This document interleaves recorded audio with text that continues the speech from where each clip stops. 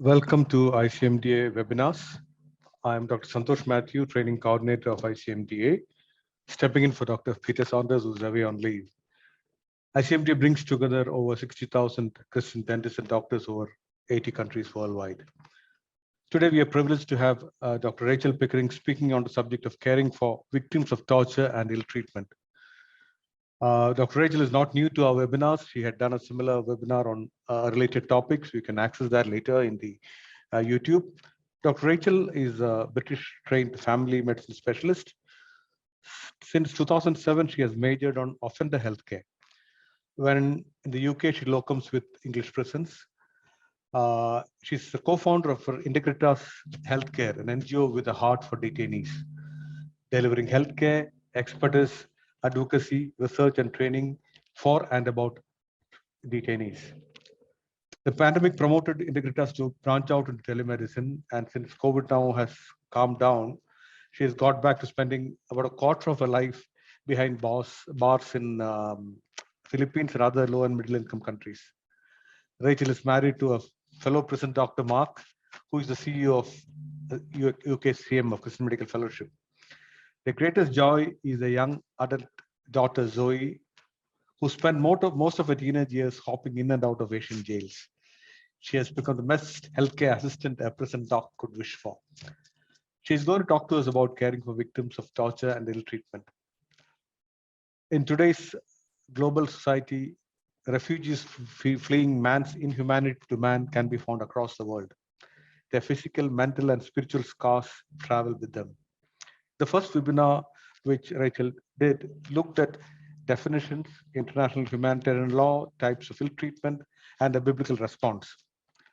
This webinar will give us an introduction as how as non-experts can care, basic care for complaints and victims, not just caring, but also advocating, recording, and evidencing as per standards set out in the UN-approved Istanbul Protocol.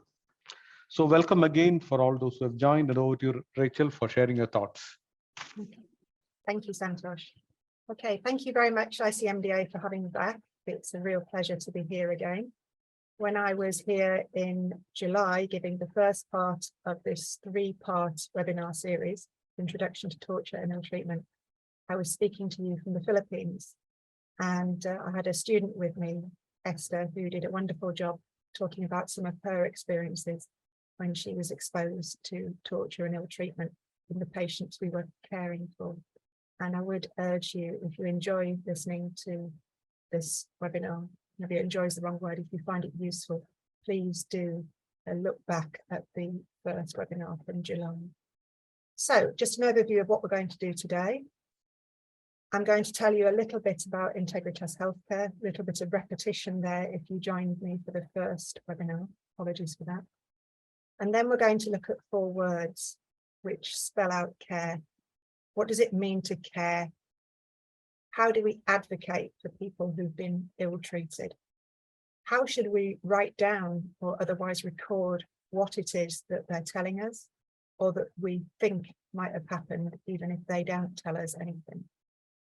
And lastly, what do we do if we're asked to produce those writings, those recordings, as some kind of evidence to another authority? What if the patient asks us? What if their lawyer asks us? That kind of thing. Then we're going to summarize, and I'm going to show you some resources, and then we'll go into the Q&A time. So as Santosh said, I am a doctor who works in prisons and other places of detention, like police stations, for many years now, and I work abroad quite a lot in lower income countries, and I also work in the UK commercial. I'm also the co-founder of Integritas Healthcare, and we have a real heart for detainees. What does that mean? It means H is for healthcare, and you can see here our Philippines manager, Ma'am Loy, giving food to detainees in police custody during the height of the pandemic. You can also see me removing surgical staples that had been left in a patient's leg for about 6 months when he came to prison, and they got all embedded.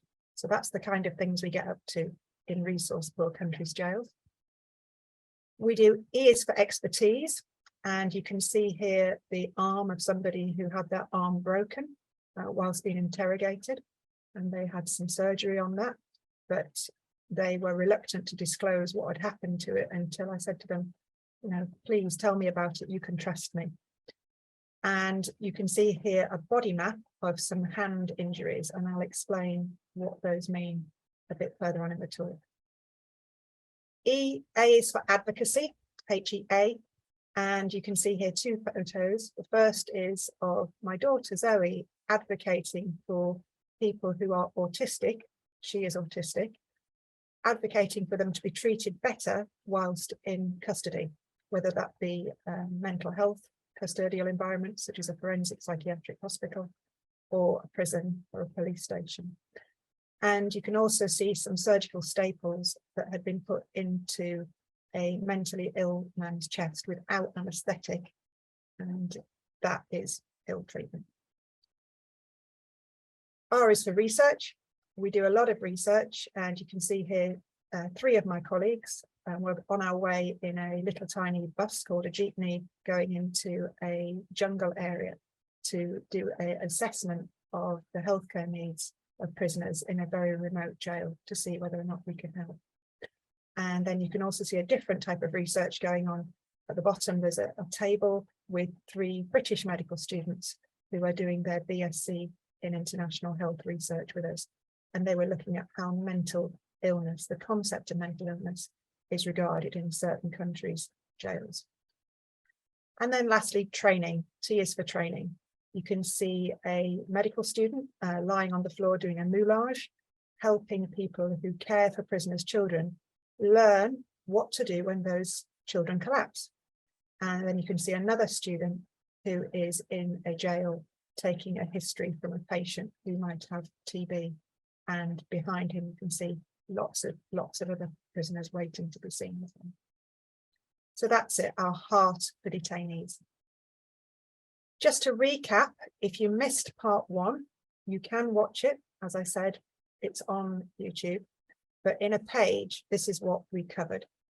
What does the law say? How is torture in particular defined or not defined? What kinds of torture are there? What do we mean by ill treatment that's not exactly torture, but it's not treating people very nicely? And how should we respond to it? And the bottom line there was, it depends on where you are in the world and what your skill set is. My skill set and my location are going to be very different to most of yours. We can help each other, we can collaborate, but we can all pray. And that's what we talked about in part one. So I urge you to have a look at that. Let's move on to today though.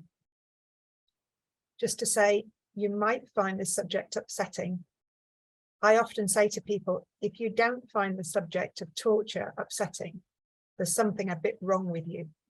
So be encouraged if you find yourself distressed by this subject. That's a normal psychological response. But if you want to talk, and if you want me to signpost you to any emotional first aid, I can do that. Contact details are at the end of the slides.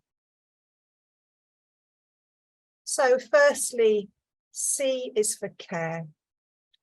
How should we, could we care for torture and ill treatment, TATE victims? I think the main word is, what does it mean to care? It means to listen, to be nice, to be open, to spend time with people, not to sideline them. Everyone needs care, whether or not you've been tortured. We all know what it's like to receive good care. I've had instances, even in the British healthcare system, where I, as a patient, have had good treatment, but I wouldn't say I've been cared for. I've been dismissed. I've been rushed. That's the difference between treatment and care. So let's ask ourselves, how would we want to be cared for? If we could imagine what it must be like to have been tortured, maybe then shipped around the world as an asylum seeker or a migrant, and then landing in another country how might we want to be cared for? It's very hard to put yourself in somebody else's shoes. We don't really know how it feels to be tortured and ill-treated, most of us. Perhaps one of you on this webinar, one or two, may have been imprisoned, ill-treated, even tortured. If that's the case and you want to talk about it later, I'd be very happy to talk to you. But obviously you know far more than me what it's like to be in that situation. But we can only imagine, most of us, what it must be like to have been tortured and then be in need of care. So put yourself in the other person's shoes and try and say, what might they find helpful today from me? You could actually just ask them, what would caring for you today look like? How can I help? That's a very good question to ask. But apart from their horrific experiences, we mustn't forget that they are human beings with human bodies, and those bodies have the same illnesses that you and I get. They'll get diabetes, they'll get fungal skin infections, they'll get TB, they'll get mental health problems, although more often and more complex than most other people's. So the A stands for assess and treat illnesses. Don't forget that they are more than a torture and ill-treatment victim. They are a human person with every other illness possible that you and I can get. So don't miss the obvious. And the picture I've got here shows that. This is me back before the pandemic, examining a man who was on a locked forensic psychiatry ward in a resource poor country. And he was actually on the physical health ward. And he was in the very difficult situation of being very mentally ill, but also needing physical health care. And I say it was difficult because in this particular establishment, you had to choose. You could either have mental health medicines on the mental health wards, or you could have physical health medicines on this physical ward, but you couldn't have both. They wanted to remove him back to the mental health wards, which was the main business of the hospital. And I was saying, hang on a minute, this man, for all he's been ill-treated, and for all he is very mentally unwell, he is seriously physically ill. And if we don't keep him on this ward and treat him seriously for his physical illness, he may well die, which sadly, unfortunately, he did go on to do. So don't forget, just because you've been tortured doesn't mean you couldn't have something serious, physical, or a treatable mental health condition in addition that you need to pay attention to. So don't panic and think, oh, torture, ill treatment, what do I do about that? Assess the whole person. R is for refer. If they need referring, refer them. If they've got TB, refer them to a TB hospital, however it's done in your country. If they have torture and ill treatment needs that you as a non-specialist cannot manage, then refer them for that.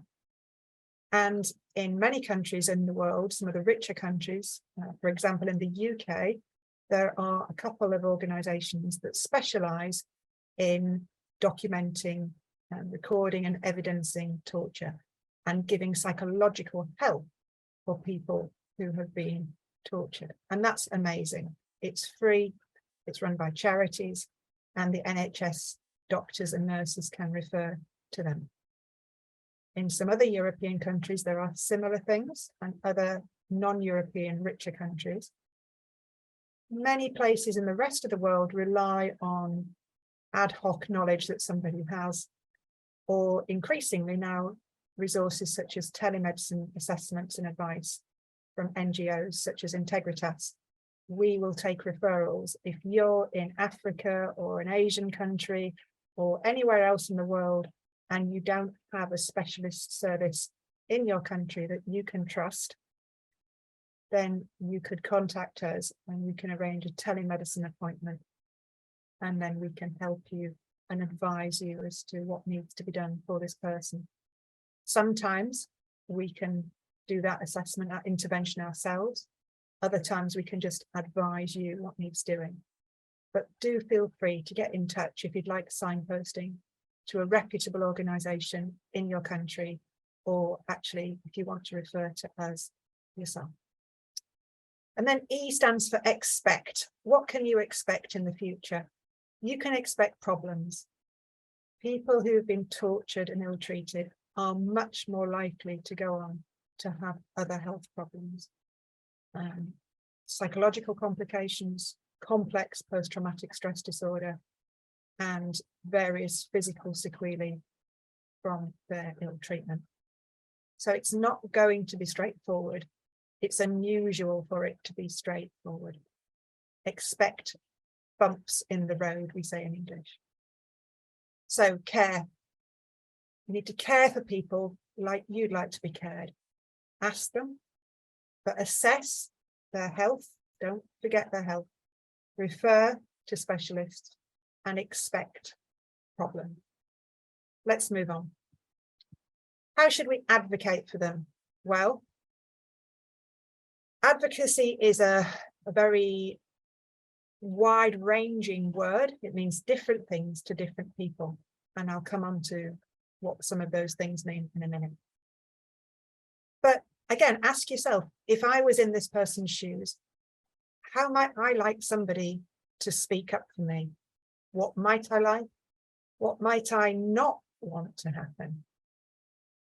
And use that as a guide to hone your thinking as you start conversations with them and you start your planning for them.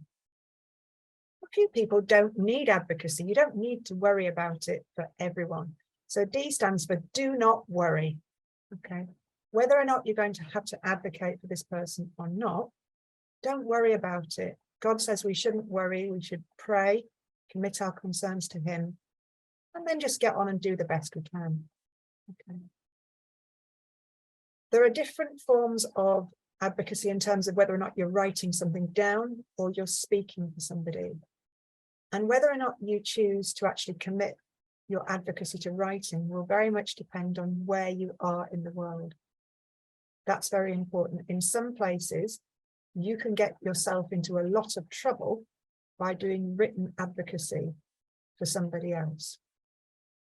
If you're working in a closed country or a country that is very corrupt, country that is known to imprison people, doctors and lawyers for speaking out, nurses, then be very careful before you put your name to any advocacy on behalf of a torture and ill-treatment victim if the torture is alleged to have happened in the country that you're based in. You also need to think about the effect on the organisation you work for. So be very careful before you put things in the public domain, or even to, say, a government minister or a police chief privately in writing. Often there are verbal ways to help somebody, not necessarily to get compensation for what's happened to them, but to try and improve the condition and the situation that they're in now, to get them out of the custodial setting they're in, to move them to a nicer cell. Sometimes doing it verbally, face to face with whoever's in power, can be much more effective, more friendly, more relational. And in a lot of hot climate cultures, relationships are what count. What works in one country and one culture will not work in another. What is safe in one situation is dangerous in another. If you'd like to talk about this and get some advice, I don't know everything by any means, but I'm very happy to listen and to tell you what's worked from my experience. But certainly you should also discuss it with your colleagues and peers around you. Don't just be a lone gun and say, I'm going to stop this happening. I'm going to go and advocate for this person if you're working in a dangerous setting. The next thing to consider is whether or not you're wanting to advocate for one person, O stands for one, as opposed to a group. And you can see here two pictures below. The first is a telemedicine screenshot, and that's my face, top left. I've got another colleague, top right, and we are telemedicine into a jail in a country with a very poor human rights record. And you can see the reflection there, the shadow of the bars on the prisoner's back, because the camera is being pointed through the bars of the cell. And he is lifting up a wound dressing on his back, and that is where there is a bullet hole. That's the entry hole, and there's an exit hole in the front of his abdomen lower down. And he was shot, sort of extrajudicial justice, non-official killing attempt for him was made. That's one person who needs one particular type of advocacy. And he's in a certain country and he's in jail. He's very, very vulnerable.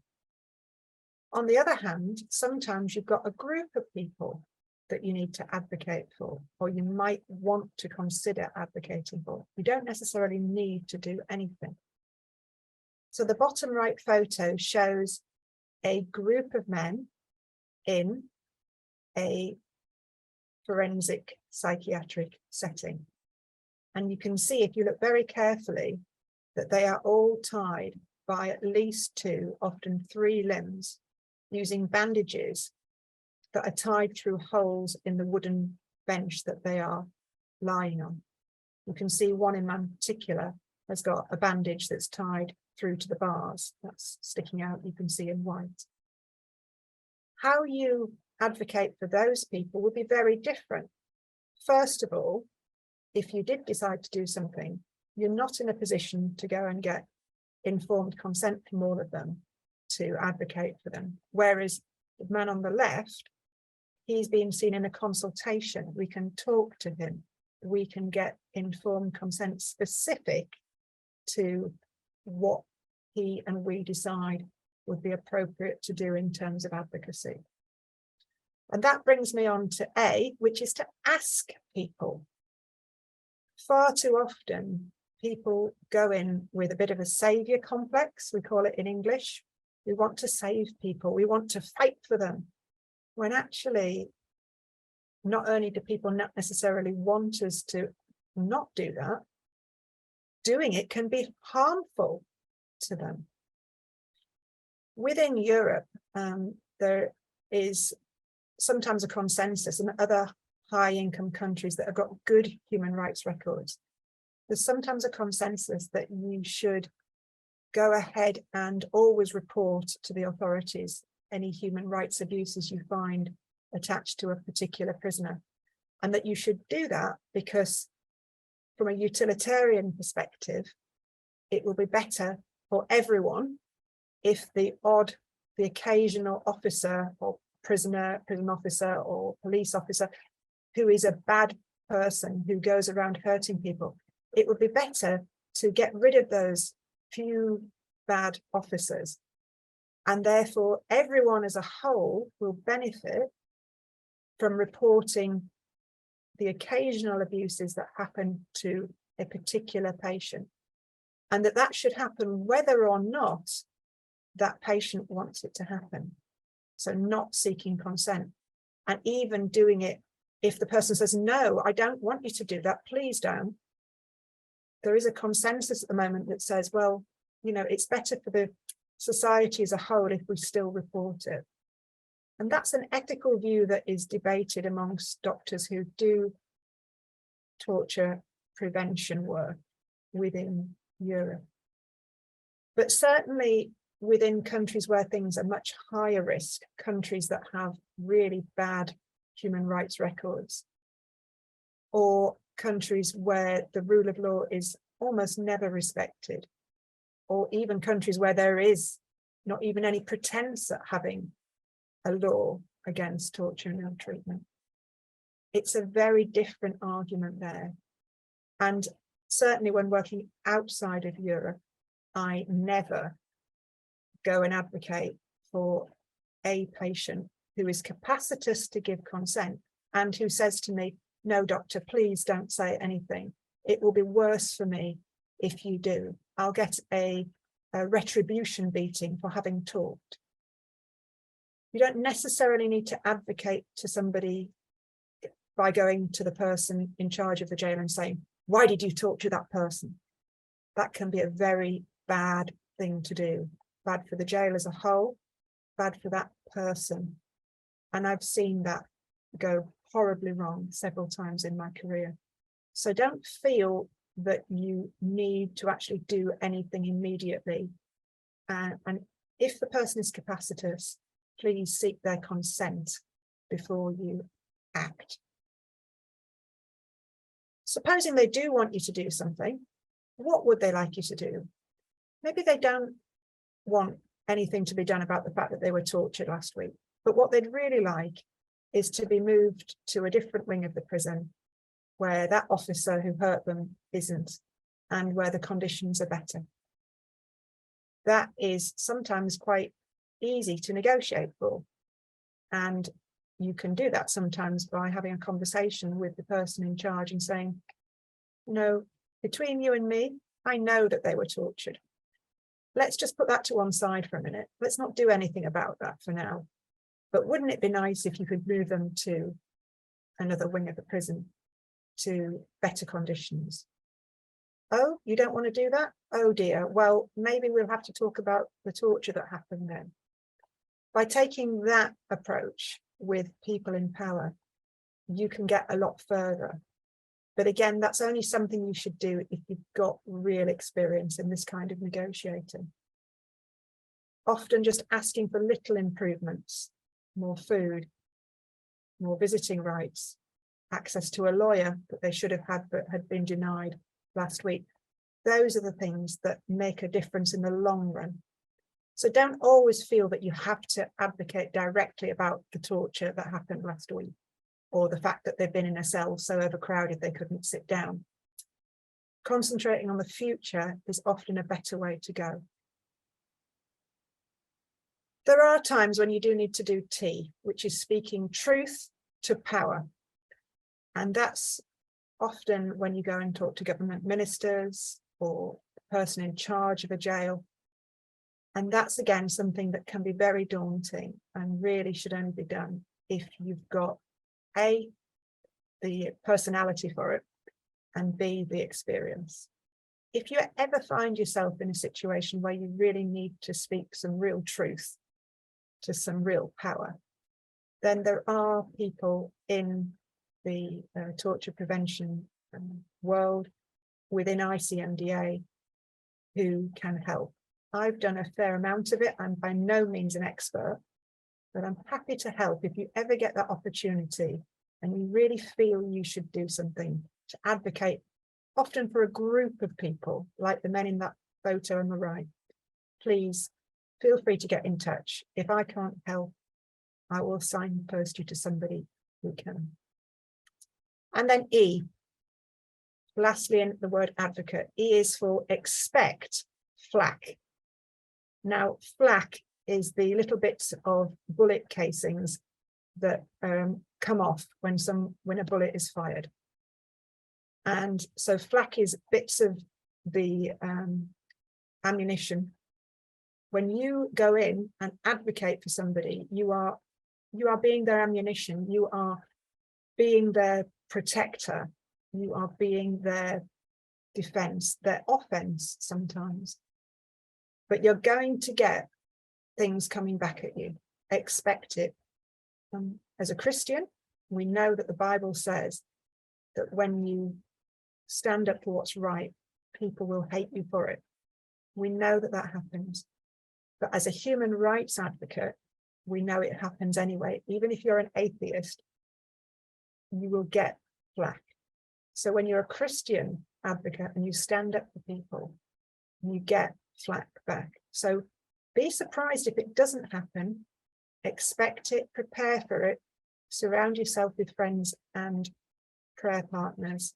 Look after yourself. Be careful. Let's move on to record. How should we record torture and ill treatment victims? Statements, their injuries, their lack of injuries. Well, I've got some words here that go along with the word record. The first thing is to be exact. E is for exact. You need to know where, when, who, how long. Don't worry if people can't remember, but you ask the question, because vagueness does not make for good evidence. And that's the next slide we're going to come on to in a minute. You want to know in which country this was alleged to have happened. Does the jail have a name, or didn't they know? Who was it who did this? Was it a person wearing a uniform? Do they remember a number on the uniform or a name? Did they ever hear a name? Or was it another person in plain clothes who wasn't part of the country's authorities? And that makes a big legal difference when you look at the definition of torture as far as the UN is concerned, the United Nations. It's whether or not it's committed by the authorities or on the instruction of the authorities of that country that actually carry real weight. When something happened, a lot of people from different stratas in society in different countries don't work in exacto. It was the 25th of July 2012. They know the season.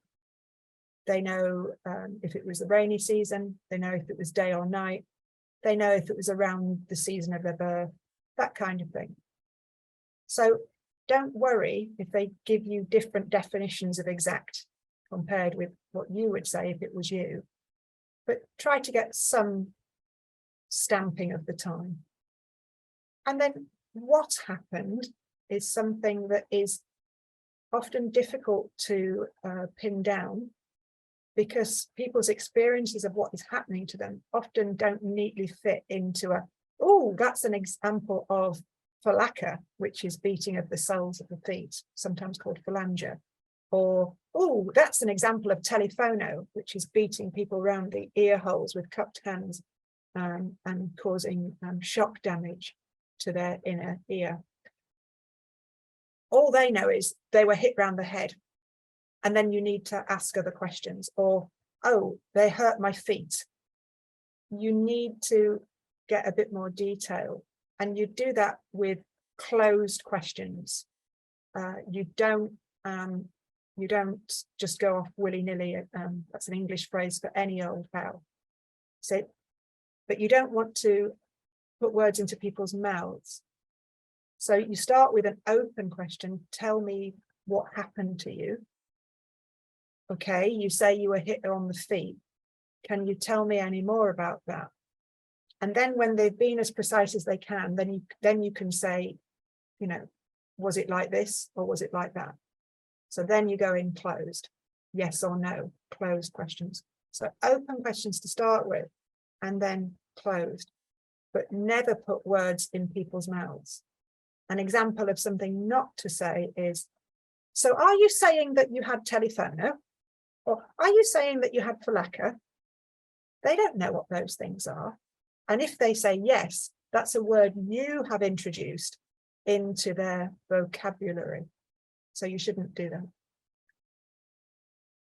Whatever you record, and in whatever means you record it, maybe you take a video recording of what they've said. Maybe you get somebody else to write down what they're saying whilst you talk to them. Maybe you draw pictures like you can see this body map. But whatever you do record, it needs to be kept confidentially. Be very, very wary of writing anything down in a book or electronic form that is kept by a police station or a prison, because almost always outside of countries, certain countries where the healthcare system in prisons and police stations is run by the Ministry of Health, almost always the police, the prison officials have access to that as well. So don't trust that. You could just write something like, you know, details recorded elsewhere or in my personal notes. Make sure you take them to a secure, confidential location. If it's electronic, make sure it's not easily hackable. And, you know, take good care of those notes because they're important. When you're writing down your impressions of what you found, make sure you're objective. Don't fall into the trap of assuming something shows torture and ill treatment when it doesn't. So, for example, most times if you see strike marks on somebody's back, that's because they've been beaten by somebody else without their consent. But we do know in this day and age, occasionally people do get whipped with their consent or beaten with their consent. Sadomasochism is a thing. It is real. And I've seen at least one torture report which says, you know, torture marks on back obvious. And it turned out to have been done with consent at an earlier time. The person still had been tortured, but not in the way the clinician thought. So be objective. You describe the injuries, and then you interpret that if and when you give evidence. You don't ascribe a definite diagnosis torture in your documentation. When you're recording things, it's very important to give the reason and make it clear to the person that the reason you're doing this is so that, if necessary, you can help evidence to a lawyer or to a country in which they might claim asylum, that you might want to help them with this information. Make it clear that you're not doing it just for the sake of caring for their health, because there's no reason to go looking at somebody's back for whip marks if actually they've come in to talk about their cough because they've got TB. There might be a reason for documenting the marks on their back, but that's a very different reason to why they came to you as the doctor that morning. They came because they're worried they've got TB. And then you've suddenly seen the marks on their back when you've been examining them. And then you start talking about what happened, find out that they're saying they were tortured. That's different to the reason they came to the doctor that morning. And so it's very important you have at least verbal informed consent for your documentation of their alleged torture account and injuries. And then lastly, details matter as far as you are concerned. So we talked about exact where, when, how for the patient, but also your details matter. Where were you when you did these notes? Were they contemporaneous there and then? Were they written up from rough notes later that night or the next week? You know, be honest and transparent in your documentation of your involvement. And don't rely on your memory, because a few months later, if you're asked to produce those records to give evidence, you won't remember all those little details. So write them down at the time. Okay. And then lastly, let's move on to evidencing.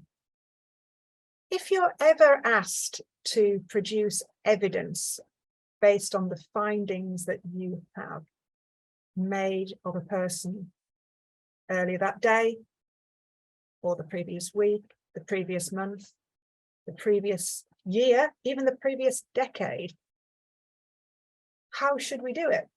Well, the good news is that there are actually some United Nations approved procedures, and it's called the Istanbul Protocol. We'll come on to that in a minute.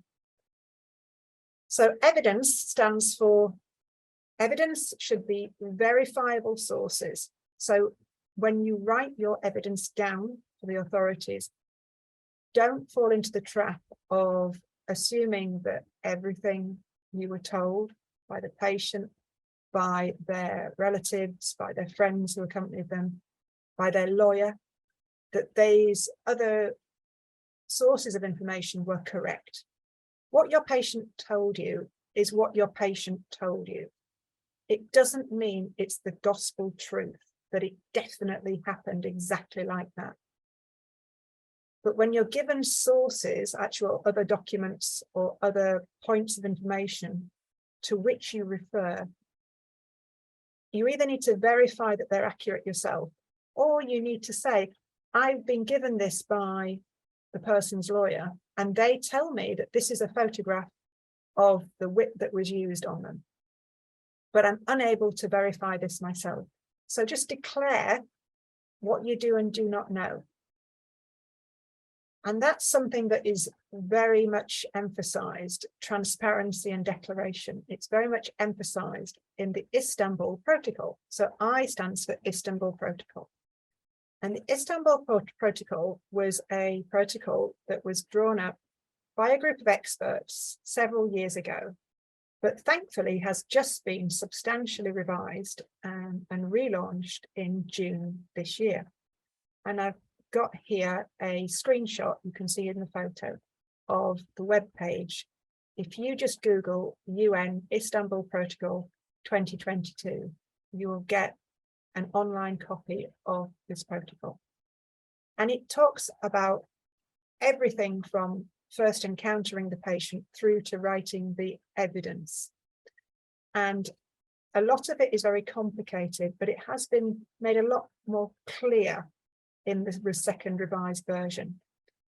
So if you're stuck, you can phone a friend, or I'm not a friend of you as in a personal friend, but you can treat me as a friend. I've given you a talk. You could email me or another expert you know who does a lot of this work.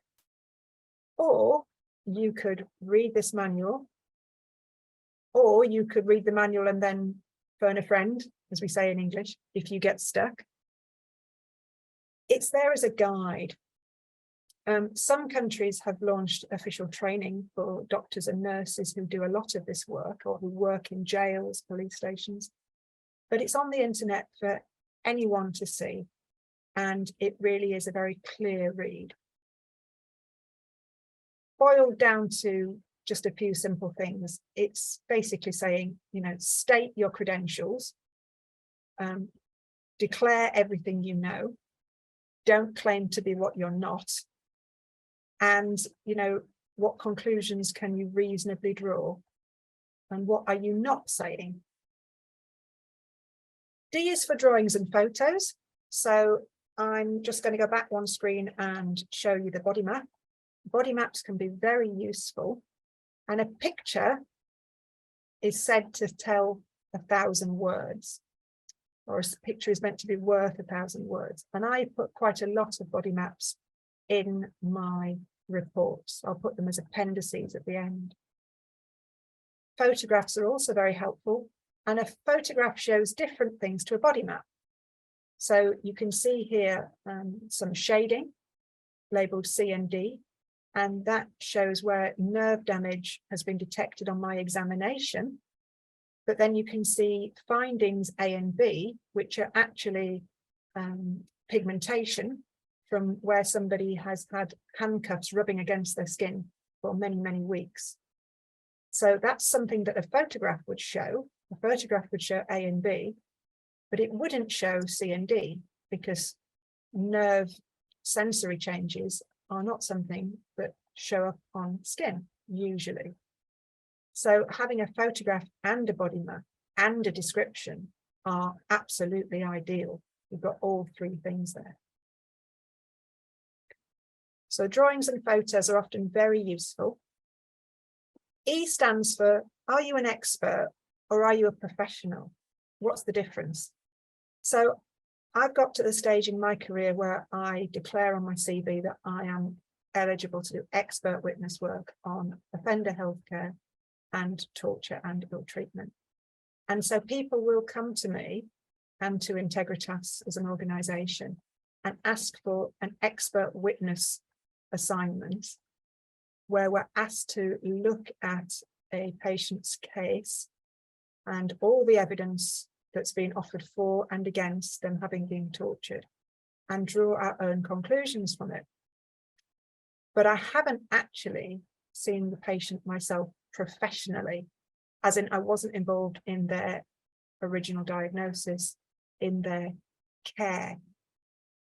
I might choose, if it's possible, to have a telemedicine consultation with them or a face-to-face consultation with them. But I'm doing that with their informed consent that I'm an expert who's been instructed by an NGO or their barrister or, you know, anybody else to form my own opinion as to whether or not they were tortured and ill-treated. On the other hand, I often deal professionally with people. So if I'm sitting in a poor country's jail doing a humanitarian medicine clinic, and I come across somebody and I think, this looks like torture to me, and I ask them and document things, then yes, I happen to be an expert, but my involvement with them has been professional. And so I would write a professional statement saying, in my professional encounter with them, this is what I found, and this is what I think can reasonably be concluded from that. I wouldn't do an expert witness assessment of it, looking at all the evidence for and against, unless I was specifically instructed or that I felt that that needed to be done.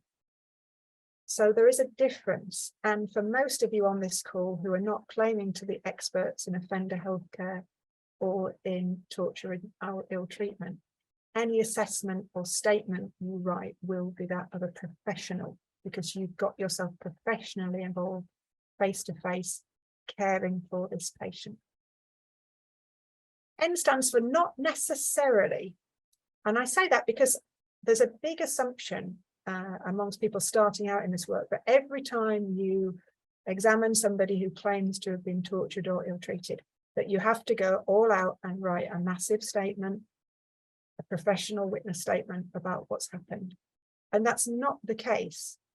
If we just go back one side, what you do need to do is record what happened or what they say happened and what you found.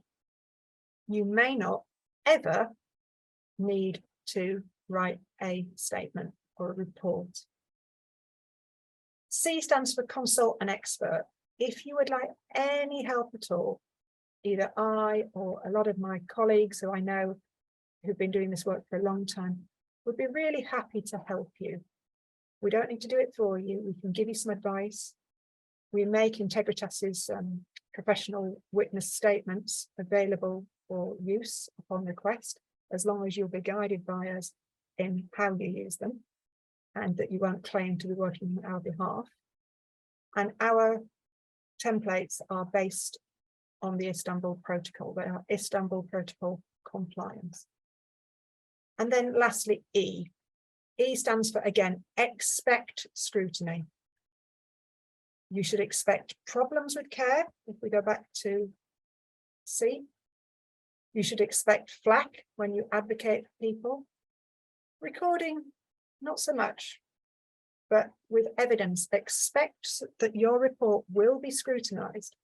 If you're giving it to the British Home Office because you're working in Britain and somebody is fighting extradition on the grounds that they've been tortured, somebody in the Home Office is going to scrutinise what you say, because the government doesn't want to keep people in the UK unnecessarily. If you are speaking up for somebody who is fighting extradition back to a court case in the country where they say they've been tortured, you can expect to have your statement cross-examined by that government's barrister. And I've had several very robust encounters in extradition courts where both my professional and my expert testimony has been scrutinised. If you're working for an NGO or with an NGO, you can expect that the other people who work alongside that will sometimes peer review what you have written. You know, we need to do our best. Good is good enough. It doesn't have to be perfect, but do expect some scrutiny. Ask a friend or a colleague at the same level as you, whether or not you're a novice in this, a professional or a seasoned expert. I share, for peer review purposes, anonymized versions of my reports with a colleague, and I still do that even though I've been doing this work for many years now. When I first started out doing it, I would get the police surgeon, who was my senior, to look at all my professional witness statements in draft format, and he'd say, yeah, that's very good, or ooh, you don't want to say that. That's a leading conclusion, you can't say that. So there we are. And just in summary, care, don't forget that people have been tortured and ill-treated, they have bodies that fall apart just like yours and mine. So don't forget their other needs. Advocate.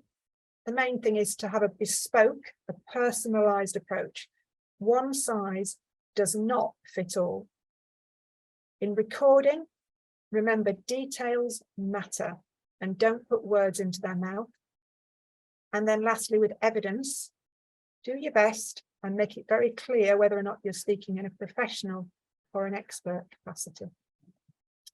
So thank you very much for your kind attention. I'd love to take any questions. And please don't forget to join us for part 3, which is going to be in a few months' time, when we'll be discussing detection, prevention and monitoring, some of the legislation that's available for that. And also I will be talking a little bit about the most common torture methods, how you can most easily detect that this method or that method has been used. Thank you. Thank you, Rachel, for that challenging and disturbing presentation.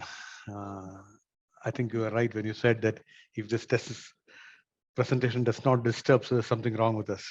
I think it was disturbing. For those who came in late, there is Dr. Rachael Pickering sharing to us her thoughts on caring for victims of torture and ill treatment. We have a couple of minutes more to take a few questions. I want to start off with one personal question. How did you get into this field? I gave Peter an answer to that in the last webinar. Okay. Just very briefly, and so look at the last webinar for that. But I went to work for the police in London because I did a locum for a colleague who, when he got back, told me he was a police surgeon and he needed a girl on his team and would I like to cover? And that's how I got into it.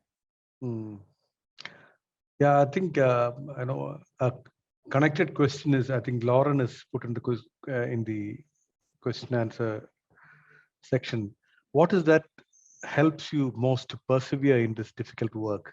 How do you fill up for each new day when it is so utterly overwhelming? I assume God and his word, but something more specific. Well, firstly, I don't do it every day. Secondly, I'm a person who is quite good at compartmentalizing my life. And thirdly, I do it because my take on the gospel message is that Jesus Christ himself was tortured to death so that we didn't have to be.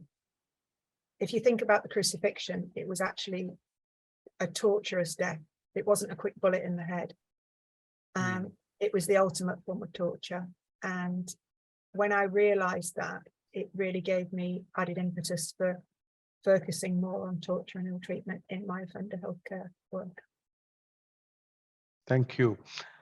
There is a question regarding access to prisons and victims of torture in countries where it's difficult. The question is, how do you gain and continue to have access to prisons and victims of torture in countries where your involvement will immediately be seen as a potential threat to the established order and to the position and the authority of the powers that be? So for me, it's different because when I access people, it's either because we as an NGO are going into the jail that they are housed in, or that we've been asked by a government or an NGO to look at a particular situation and we've got special rights there. It's difficult to start with to make too much of a fuss. So the authorities need to come to trust you. And sometimes you have to shut your mouth and not advocate for the first few people that you see. And then you can get a foot in the door. And then after that, once you've gained trust and they can see the benefit of the work that you do in general healthcare, then you can start advocating and saying, look, actually, it's not very nice to do that to people. Had you thought about doing this instead? And so that's one way. But for most people on this call, you will be seeing just occasional people who come to your family medicine clinic or your emergency department, or your NGO is running a humanitarian clinic in a slum, and you see this happening.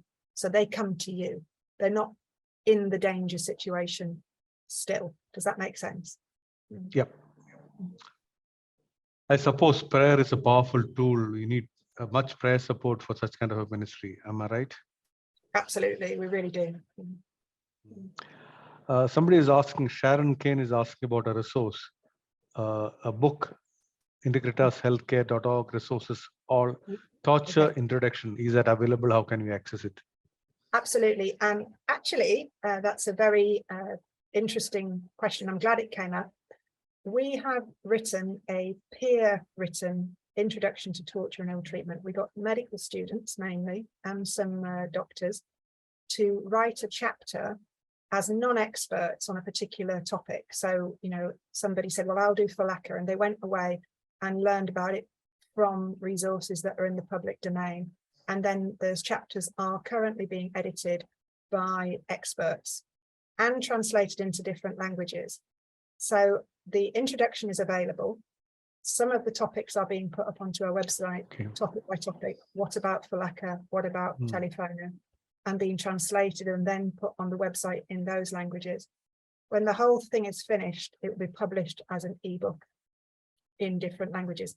And if anybody would like to help and has skills in any of the major languages, English, Spanish, French, Portuguese, Russian, Arabic, Mandarin, especially, we would love to hear from you. But even if it's another language, if you're in a poor human rights country, we would love to be able to translate it into your language. So it's a work in progress. The groundwork has been done. We're in the editing and translation phases now. Thank you. Our time is up, and so we will wind up now. Thank you, Rachel, for that challenging presentation. Thank you for joining. God bless you, and see you again next week.